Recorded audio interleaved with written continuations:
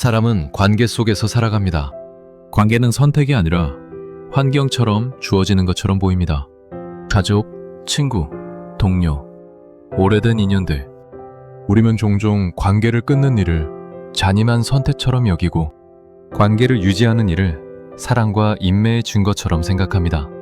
그러나 성경은 그렇게 단순하게 말하지 않습니다. 성경은 관계를 중립적인 영역으로 보지 않습니다. 관계는 언제나 영적 방향을 가집니다.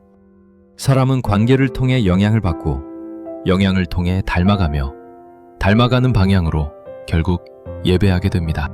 그러므로 관계는 단순한 인간관계의 문제가 아니라 예배의 문제입니다.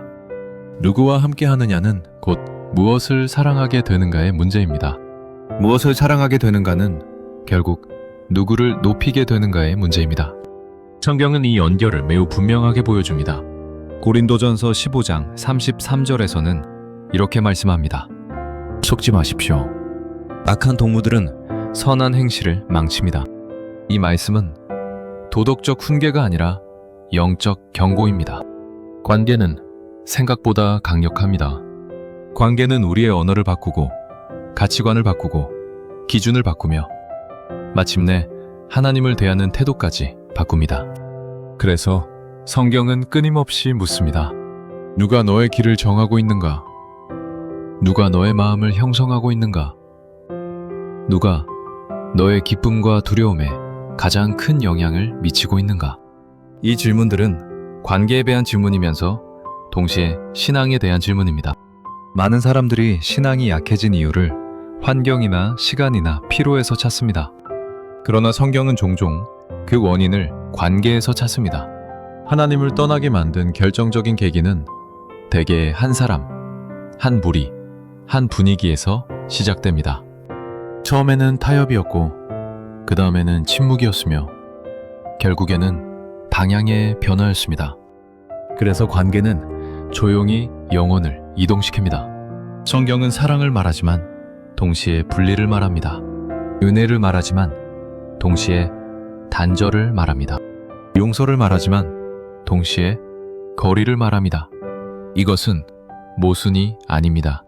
이것은 거룩의 논리입니다. 하나님은 사람을 사랑하시지만 죄와는 분리되기를 요구하십니다. 하나님은 긍휼을 베푸시지만 영혼을 망치는 것과는 동행하지 않으십니다. 그러므로 어떤 관계는 유지하는 것이 신앙이 아니라 끊는 것이 신앙일 수 있습니다. 어떤 관계는 참는 것이 사랑이 아니라 떠나는 것이 사랑일 수 있습니다. 이것은 차가운 선택이 아니라 영혼을 살리는 선택입니다. 예수님은 관계에 대해 매우 급진적인 언어를 사용하셨습니다. 마태복음 5장에서는 손과 눈을 언급하시며 죄로 이끄는 것을 제거하라고 말씀하십니다. 이 말씀은 문자적 신체 절단을 말하는 것이 아니라 가장 가까운 것이라도 영혼을 파괴한다면 끊어야 한다는 원리를 말합니다. 가장 가까운 것이 가장 위험할 수 있습니다. 가장 오래된 것이 가장 깊이 영혼을 묻고 있을 수 있습니다. 그래서 오늘 이 설교는 관계를 쉽게 판단하자는 설교가 아닙니다. 감정적으로 사람을 정리하자는 설교도 아닙니다. 이 설교는 매우 진지한 질문 하나를 던집니다. 이 관계가 하나님을 더 사랑하게 만드는가? 아니면 하나님을 덜 필요하게 만드는가? 이 질문 앞에서는 모든 관계가 재조명됩니다.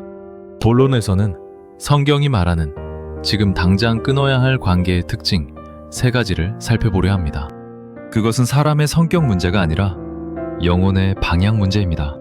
하나님은 관계를 통해 우리를 세우시기도 하지만 관계를 통해 우리를 시험하시기도 합니다.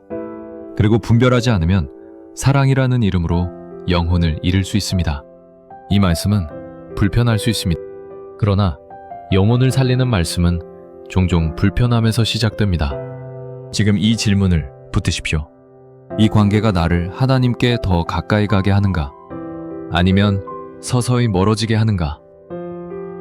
그 질문이 오늘 설교의 문을 엽니다. 지금 당장 끊어야 할 관계의 첫 번째 특징은 이것입니다. 하나님을 향한 사랑을 쉽게 만드는 관계입니다. 이 기준은 매우 단순하지만 동시에 매우 엄중합니다.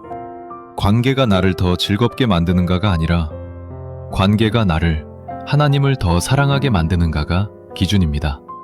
성경은 관계를 감정의 영역이 아니라 예배의 영역으로 다룹니다. 왜냐하면 인간의 사랑은 언제나 예배로 흘러가기 때문입니다. 무엇을 더 사랑하느냐에 따라 무엇을 더 귀히 여기게 되고 무엇을 더 귀히 여기느냐에 따라 무엇을 예배하게 됩니다. 그래서 관계는 중립적이지 않습니다. 관계는 영혼의 온도를 바꾸는 통로입니다. 잠언 13장 20절에서는 이렇게 말씀합니다. 지혜로운 자와 동행하면 지혜를 얻고 미련한 자와 사귀면 해를 받습니다. 이 말씀은 성격의 문제를 말하는 것이 아닙니다. 방향의 문제를 말합니다. 누구와 동행하느냐에 따라 영혼의 방향이 결정됩니다. 하나님을 향해 뜨거워지는 관계가 있고 하나님을 향한 갈망을 서서히 식게 만드는 관계가 있습니다. 후자는 대부분 위험해 보이지 않습니다. 오히려 편안하고 웃음이 있고 공감이 있고 이해가 있습니다. 그러나 그 관계 속에서 하나님에 대한 대화가 사라지고 죄에 대한 경계가 느슨해지고 거룩에 대한 긴장이 사라진다면 그 관계는 이미 영혼을 잠식하고 있는 관계입니다. 사랑하는 여러분, 하나님을 향한 사랑은 자동으로 유지되지 않습니다. 불은 관리하지 않으면 꺼집니다. 관계는 그 불에 기름을 붓기도 하고 물을 끼얹기도 합니다. 어떤 관계는 하나님을 더 사랑하도록 자극합니다. 어떤 관계는 하나님을 사랑하지 않아도 괜찮다고 속삭입니다. 후자의 관계는 대개 이렇게 말합니다. 이 정도는 괜찮다. 너무 극단적일 필요는 없다. 다들 이렇게 산다. 그러나 이 말들은 모두 하나님을 덜 필요하게 만드는 말들입니다. 요한계시록 2장에서 에베소 교회를 향해 주님은 이렇게 말씀하십니다. 요한계시록 2장 4절에서는 이렇게 말씀합니다. 너희가 처음 사랑을 버렸느니라. 이 교회는 이단에 타협하지 않았고 교리를 지켰으며 외형적으로는 건강해 보였습니다. 그러나 하나님을 향한 사랑이 식었습니다. 그리고 주님은 그것을 심각한 문제로 보셨습니다. 하나님은 죄만 문제 삼으시는 분이 아닙니다. 사랑의 식음을 심판하십니다. 그러므로 하나님을 향한 사랑을 식게 만드는 관계는 단순한 인간관계 문제가 아니라 영적 위기의 신호입니다. 많은 경우 이런 관계는 죄를 직접 권하지 않습니다. 오히려 죄를 정상처럼 만듭니다. 죄를 말하지 않아도 괜찮게 만들고 죄를 불편해하지 않아도 되게 만들며 결국 죄를 죄로 느끼지 않게 만듭니다. 이것이 가장 위험한 단계입니다. 로마서 12장 2절에서는 이렇게 말씀합니다. 이 세대를 본받지 말고 마음을 새롭게 함으로 변화를 받으십시오. 세대를 본받는 가장 빠른 길은 세대와 친밀해지는 것입니다. 하나님을 향한 기준을 흐리는 관계는 세대를 본받게 만드는 관계입니다. 그리고 그런 관계는 반드시 끊어야 합니다. 이것은 사람을 미워하라는 말이 아닙니다. 영혼을 지키라는 말입니다. 어떤 관계는 계속 사랑하되 더 이상 동행하지 말아야 합니다. 사랑과 동행은 동일하지 않습니다. 예수님은 모든 사람을 사랑하셨지만 모든 사람과 동일한 거리를 유지하지 않으셨습니다. 가장 가까운 관계는 가장 깊은 영향을 미칩니다. 그래서 가장 가까운 관계일수록 가장 엄격한 분별이 필요합니다. 하나님을 향한 사랑이 식어가고 있다면 그 원인은 대개 한 가지입니다. 마음이 다른 사랑에 점령당한 것입니다. 그리고 그 사랑은 종종 관계의 형태로 들어옵니다. 그러므로 지금 질문해야 합니다. 이 관계 이후에 하나님을 더 갈망하게 되는가? 아니면 덜 갈망하게 되는가? 이 관계 이후에 말씀과 기도가 더 자연스러워지는가? 아니면 더 불편해지는가? 이 질문에 정직하게 답하십시오. 하나님을 향한 사랑을 쉽게 만드는 관계는 이미 방향을 바꾸고 있는 관계입니다. 그런 관계는 천천히 정리하면 안 됩니다. 즉시 끊어야 합니다. 왜냐하면 영혼은 서서히 식어갈 때 가장 쉽게 속기 때문입니다. 하나님을 향한 사랑보다 어떤 관계를 더 붙드는 순간 그 관계는 이미 우상이 됩니다. 그리고 우상과 하나님을 동시에 붙드는 것은 불가능합니다. 하나님을 사랑하기 원한다면 하나님을 덜 사랑하게 만드는 관계는 반드시 내려놓아야 합니다. 이것이 지금 당장 끊어야 할 관계의 첫 번째 기준입니다. 지금 당장 끊어야 할 관계의 두 번째 특징은 이것입니다. 죄를 가볍게 여기게 만드는 관계입니다. 이 기준은 매우 날카롭지만 성경이 가장 반복해서 강조하는 기준 중 하나입니다. 왜냐하면 죄를 가볍게 여기는 순간 하나님은 더 이상 가볍지 않게 여겨지기 때문입니다. 죄에 대한 감각이 무뎌질수록 하나님에 대한 감각도 함께 무뎌집니다. 이 둘은 동시에 움직입니다. 하나님을 크게 여길수록 죄는 무겁게 느껴지고 죄를 가볍게 여길수록 하나님은 작아집니다. 그러므로 죄를 가볍게 만드는 관계는 단순히 도덕적 위험이 아니라 하나님을 작게 만드는 관계입니다. 성경은 이것을 매우 심각한 문제로 다룹니다. 히브리서 3장 13절에서는 이렇게 말씀합니다. 죄의 속임수로 마음이 완고해지지 않도록 날마다 서로 권면하십시오. 여기서 중요한 단어는 속임수입니다. 죄는 정직하지 않습니다. 죄는 항상 자신을 축소해서 보여주고 결과를 숨기고 정당화의 언어를 동반합니다. 그리고 그 정당화는 혼자보다 관계 속에서 훨씬 강력하게 작동합니다. 죄는 혼자 있을 때보다 함께 있을 때 더 쉽게 합리화됩니다. 함께 있기 때문에 책임이 분산되고 분위기가 만들어지고 기준이 흐려지기 때문입니다. 그래서 성경은 죄를 개인의 문제로만 다루지 않습니다. 죄는 공동체적 감염력을 가진 현실입니다. 어떤 관계는 죄를 직접 권하지 않습니다. 그러나 죄를 말해도 아무도 불편해하지 않는 공기를 만듭니다. 죄를 고백해도 침묵하거나 웃어넘기고 반복되는 죄에도 아무런 질문을 하지 않습니다. 처음에는 그것이 편안함처럼 느껴집니다. 판단하지 않는 사랑처럼 보입니다. 그러나 성경은 판단 없는 사랑을 결코 성숙한 사랑으로 부르지 않습니다. 그것은 방임입니다. 그리고 방임은 죄를 키웁니다. 디모데전서 4장 2절에서는 이렇게 말씀합니다. 그들의 양심이 화인을 맞아 마비되었습니다. 양심의 마비는 갑작스럽게 일어나지 않습니다. 반복되는 타협과 그것을 정상처럼 여겨주는 관계 속에서 서서히 일어납니다. 원심은 처음에는 경고합니다. 불편함을 줍니다. 마음을 찌릅니다. 그러나 그 불편함이 반복적으로 무시될 때 양심은 점점 작아집니다. 그리고 마침내 침묵합니다. 이 침묵이 가장 무서운 상태입니다. 왜냐하면 더 이상 회개할 이유조차 느끼지 못하기 때문입니다. 사랑하는 여러분, 하나님은 죄 없는 사람을 부르지 않으십니다. 그러나 하나님은 죄를 미워하지 않는 사람을 부르지 않으십니다. 회개는 완전함의 조건이 아니라 생명의 증거입니다. 그런데 죄를 가볍게 만드는 관계는 회개를 불필요하게 만듭니다. 그 정도면 괜찮다. 너만 그런 게 아니다. 시대가 달라졌다. 이 말들은 위로처럼 들리지만 실제로는 성령의 책망을 밀어내는 말들입니다. 로마서 2장 4절에서는 이렇게 말씀합니다. 하나님의 인자하심이 너를 회개로 인도함을 알지 못하느냐. 하나님의 인자하심은 죄를 무시하는 것이 아니라 죄에서 돌이키게 하는 능력입니다. 그러나 어떤 관계는 인자하심을 관대함으로 바꾸어 버립니다. 회개를 예민함으로 만들고 거룩을 극단으로 만듭니다. 이런 관계는 반드시 끊어야 합니다. 이것은 차가운 결단이 아닙니다. 영혼을 살리는 자비입니다. 성경은 분명히 말합니다.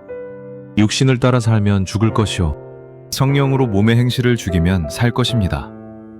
로마서 8장 13절에서는 이렇게 말씀합니다. 죄는 죽여야 할 대상이지 관리해야 할 대상이 아닙니다. 그런데 죄를 가볍게 만드는 관계는 죄를 관리하도록 만듭니다. 죄를 완전히 끊지 않고 상황에 맞게 조절하며 필요할 때 반복하도록 허용합니다. 이것이 영적 사망의 구조입니다. 죄는 결코 중립 상태로 머물지 않습니다. 죄는 자라거나 죽거나 둘 중 하나입니다. 그리고 관계는 그 성장을 촉진하거나 차단합니다. 잠언 27장 17절에서는 이렇게 말씀합니다. 철이 철을 날카롭게 하는 것 같이 사람이 그의 친구의 얼굴을 빛나게 합니다.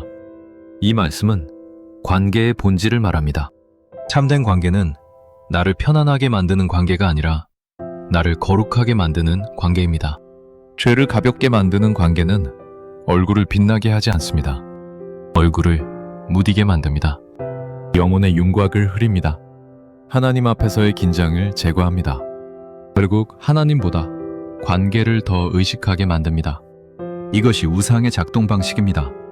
관계가 하나님보다 더 보호받아야 할 대상이 되는 순간 그 관계는 이미 신앙의 적이 됩니다.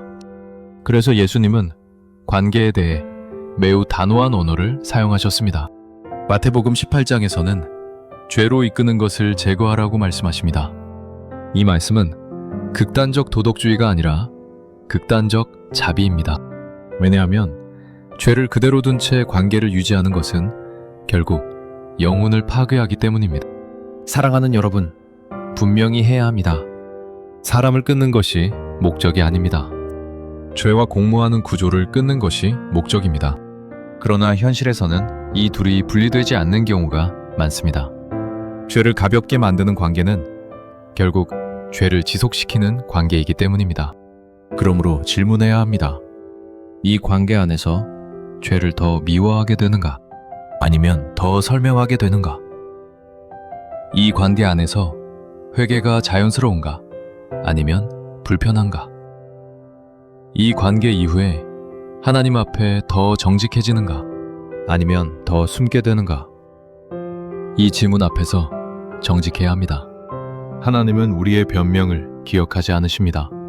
그러나 우리의 회개를 기억하십니다. 죄를 가볍게 만드는 관계를 붙드는 것은 관계를 위한 선택처럼 보일 수 있지만 실제로는 하나님을 내려놓는 선택입니다. 하나님을 붙들고 싶다면 그런 관계는 반드시 내려놓아야 합니다. 이것이 두 번째 기준입니다. 죄를 가볍게 만드는 관계는 반드시 끊어야 합니다. 지금이 아니면 더 어려워집니다. 영혼은 타협할수록 둔해지기 때문입니다. 지금 당장 끊어야 할 관계의 세 번째 특징은 이것입니다. 하나님보다 사람의 평가를 더 의식하게 만드는 관계입니다. 이 관계는 겉으로 보기에는 가장 무해해 보입니다. 신앙을 직접 부정하지도 않고 죄를 노골적으로 조장하지도 않습니다. 오히려 이해와 공감, 지지와 연대를 제공하는 것처럼 보입니다. 그러나 이 관계의 본질적인 문제는 하나님을 두려워하는 마음보다 사람을 두려워하는 마음을 더 크게 만든다는 데 있습니다. 성경은 이것을 단순한 성격 문제가 아니라 우상 숭배의 문제로 다룹니다. 잠언 29장 25절에서는 이렇게 말씀합니다. 사람을 두려워하면 올무에 걸리게 되나 여호와를 의지하는 자는 안전하리라. 사람의 시선이 기준이 되는 순간 영혼은 이미 올무에 걸린 상태입니다. 왜냐하면 그때부터 판단의 기준이 하나님이 아니라 사람이 되기 때문입니다. 인간은 본능적으로 인정받고 싶어 합니다. 배척당하는 것을 두려워하고 불편한 존재가 되는 것을 피하고 싶어 합니다. 그러나 이 욕망이 하나님보다 앞설 때 신앙은 방향을 잃습니다. 그리고 그 방향 상실은 대개 관계를 통해 일어납니다. 어떤 관계는 반복해서 이렇게 말합니다. 너무 튀지 마라. 그 정도면 충분하다. 괜히 문제를 만들 필요는 없다. 이 말들은 지혜처럼 들릴 수 있지만 실제로는 진리를 침묵하게 만드는 말들입니다. 갈라디아서 1장 10절에서는 이렇게 말씀합니다. 사람들을 기쁘게 하려 한다면 나는 그리스도의 종이 아닙니다.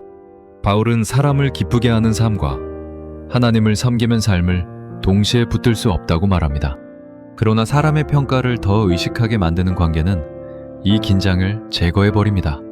하나님을 섬기면서도 사람들에게 불편함을 주지 않아도 된다고 말합니다. 그러나 성경은 그렇게 말하지 않습니다. 하나님을 섬기는 삶은 언제나 세상과 긴장을 가집니다. 요한복음 12장 43절에서는 이렇게 말씀합니다. 그들이 하나님의 영광보다 사람의 영광을 더 사랑하였더라. 사랑의 반향이 바뀌면 예배의 대상도 바뀝니다. 하나님보다 사람의 평가를 더 의식하게 만드는 관계는 바로 이 지점에서 영혼을 무너뜨립니다. 이 관계는 죄를 직접 권하지 않아도 충분히 위험합니다. 왜냐하면 진리를 말하지 못하게 만들기 때문입니다. 서야 할 자리에서 물러서게 하고 침묵하지 말아야 할 순간에 침묵을 선택하게 합니다. 이것은 중립이 아닙니다. 이것은 진리에 대한 후퇴입니다. 예수님은 분명히 말씀하셨습니다. 마태복음 10장 37절에서는 이렇게 말씀합니다. 나보다 사람을 더 사랑하는 자는 내게 합당하지 않다. 이 말씀은 관계를 파괴하라는 명령이 아니라 질서를 바로 세우라는 요청입니다. 하나님이 첫 자리에 계시지 않으면 모든 관계는 결국 하나님과 경쟁하게 됩니다. 그리고 경쟁하는 관계는 반드시 정리되어야 합니다. 그렇지 않으면 신앙이 무너집니다. 질문해야 합니다. 이 관계 안에서 하나님 앞에 더 담대해지는가? 아니면 더 위축되는가? 이 관계가 나를 순종으로 이끄는가? 아니면 적응으로 이끄는가? 이 질문 앞에서 답이 분명하다면 결단도 분명해야 합니다. 하나님보다 사람의 평가를 더 의식하게 만드는 관계는 신앙을 잠식하는 관계입니다. 이런 관계는 조정의 대상이 아니라 단절의 대상입니다. 하나님을 선택하십시오.